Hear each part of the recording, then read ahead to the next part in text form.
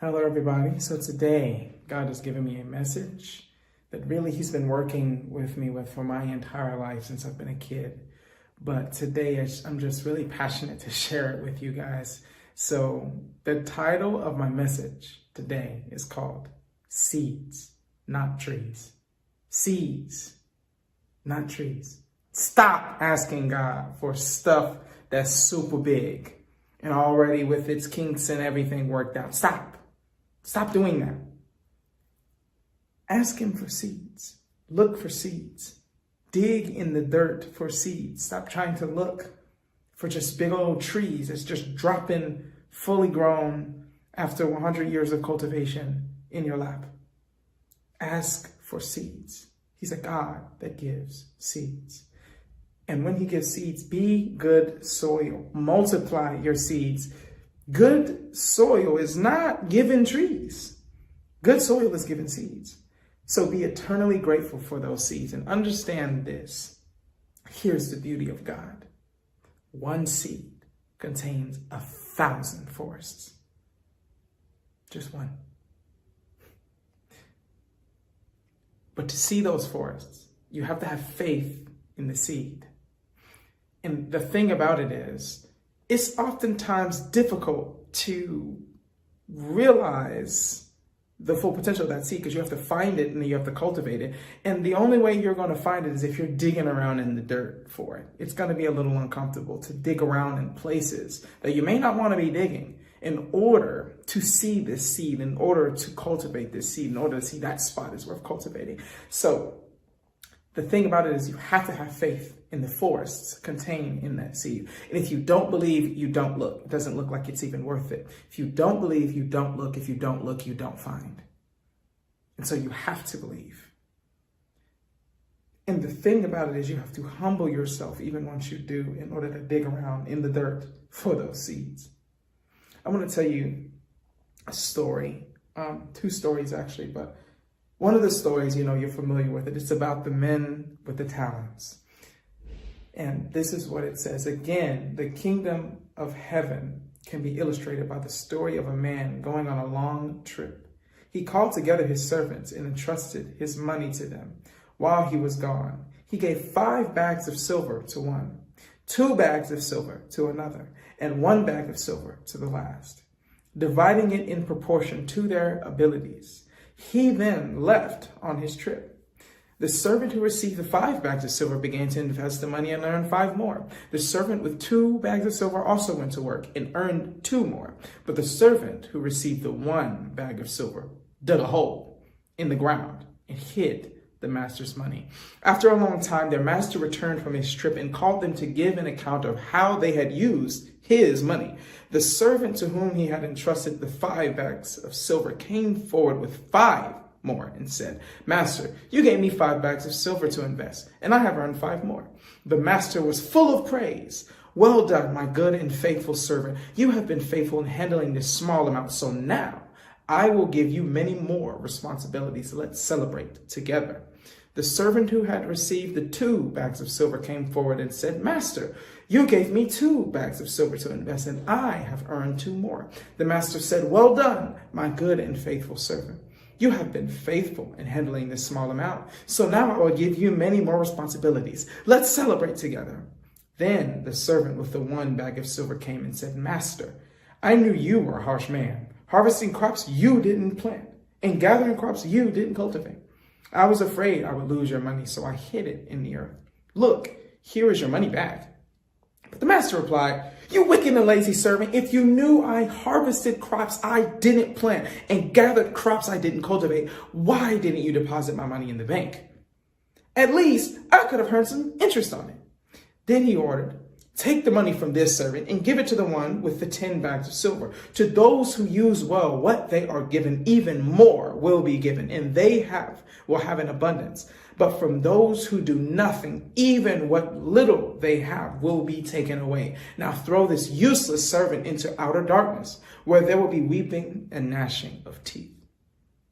Let me tell you one of the differences and how these men with these talents were approaching their silver. The man with 5 silvers looked into each let's say he has these one silver coin in front of him. This is how he processed one silver coin.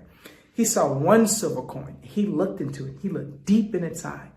Deep in its eye. He said, I see two silver coins hidden in there. There's two in here. You just can't see it. There's two. So when he's looking at one silver coin, he's looking at the seed of this one silver coin. He says, there's two in each of these. I just have to massage it out. I just have to get it out. And because of how clearly I see that there are two in here, how much I believe there are two in here, I'm going to go digging in order to figure out how to bring those two out of these silvers. He invested them and earned those two from it. The man with 2 talents, he looked in each one of his silver coins and said, there are two in each of these. He saw the potential beyond more than what he was just literally given, more than what he could see. He saw more than what was physically there. He saw the future of what was going to be there. And the man with 1 talent looked at each coin and said, I don't see any more. If I invest this, to be honest, I see 0 coins. So I got 1, but I see 0 after if so he saw less, honestly. And so he just buried it. He didn't trust the bank. He didn't trust anything. When he looked in, he saw death. He saw something that you could have looked into it and saw life and abundance and growth. But he looked in and saw death, destruction, loss. And, he wasn't even conservative enough to put it in the bank. He didn't trust anything. He just totally buried it in the ground. But what he saw was just the 1 coin. And he said, I don't want it to grow. I don't want it to shrink. I don't want this to become anything different than what I have right now. That's it. I don't want to give it to a bank. I don't want any interest. I don't want anything. All I want to do is take this seed and give the seed back. I don't want to convert it into anything. And so all he saw was a seed. What the other 2 people saw, they saw the potential of forests in those coins. And they would continue to grow. Their money would continue to grow. It wouldn't stop there. That would grow into 1,000 forests. But this one man, he was given 1 seed, and it remained 1 seed. That was it. That's all he had, because of what he believed was in that seed. And I also want to give another story. So just a personal story to help you see, just grounded. I also believe in looking at it like a child, like how God tells us to be like little children to him. It's a child. When you throw a child a seed, a child can see a whole universe in a seed. A child can take some very, very weird things and just see the beauty and see the fun and see the love and see the fruits of the spirit in just the tiniest of things. So whenever I was little, I used to get in trouble a lot, actually. It seems like I do a lot of the stuff I'm supposed to now. I wasn't doing that when I was a kid. Some of y'all remember. But I was in kindergarten. I used to get a sad face every single day. And literally, like the whole year, like 365 days, I probably had a sad face 300 of them days. Like literally I had a sad face every single day. And I would come home, I would get a spanking, I would go to my room probably 4 or 5 days in a week, and I would spend the rest of the day in my room until maybe like 9 p.m. I would have to eat separately. And so when I was in that time, I was really lonely, and I could not go to sleep. I could not watch TV. I could not read a book. I could not have any toys. I could not talk to anybody. I was just alone. I felt a little alone. And so in that period, I had to entertain myself because I was like 6. I didn't have, I had so much energy, just so much energy. That was part of the reason I couldn't sit still, but I just had so much energy. And so I had to find some way in order to focus my attention and focus my energy to entertain myself within 5 hours a day that I was in there. And so what I began to do is I didn't have trees. I didn't have a big toy. I didn't have, the television to watch with all the colors and everything fully packed for a story for me to, embrace. But what I did have was a book bag. I had a book bag. And I had colored pencils. And I had cords from across the house. And my mother probably giggling right now. And so what I did was, there was an old book bag in my room. And when I looked in that book bag, I saw a king of a nation in my imagination. When I looked in that book bag, I saw the most glorious toy that could ever grace this planet. And what I did was, I went and pulled that book bag out of the corner of the closet, and I went around the house, and I saw things that were generally used for these purposes. And I saw the potential for the greater purpose of happiness and joy and fun and entertainment in simply something like a USB cord,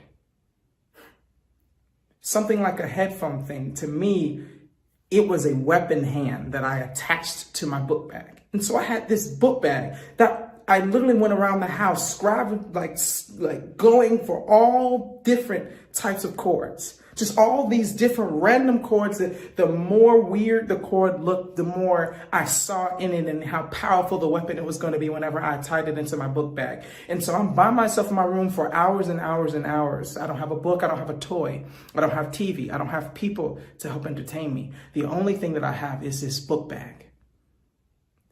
And what I saw in that book bag was hours and hours and hours of fun. In an old book bag in the back of a corner, a regular pencil, something like a pack of crayons, some scissors. And in my brain, I saw a butt-kicking, crime-fighting warrior that would beat every single color pencil that ever took a step in my room that was evil. The way a child looks at things is not the same in the way that we look at things to this day. And truly, I pulled out the potential of that for hours and hours and hours. Probably spent 1,000 hours playing with that book bag. And it all started from me looking at the seed in an old book bag in the back of the corner and seeing the potential of what this could be for me. Seeing the potential of the fruit of spirit of joy that could be brought out in me. The fruit of spirit of patience to help me to have patience as I waited through the time that I was in my room. And I could see that it helped me to have an easier time looking at the bright side of situations. Because I'm like, whatever, if there's something around me, I can make do as long as I have any type of potential in anything in my vicinity. And so I encourage you to look like a child, to look at the old backpack in the corner of the room and say, maybe there's 1,000 forests in this. While you're looking and only seeing seeds when you're walking around, a child walks around and looks at the world, and they see 1,000 forests in just about every single component. And so that's the end of my message. I just encourage you, look for seeds, not for trees, because a seed contains 1,000 forests. God bless you.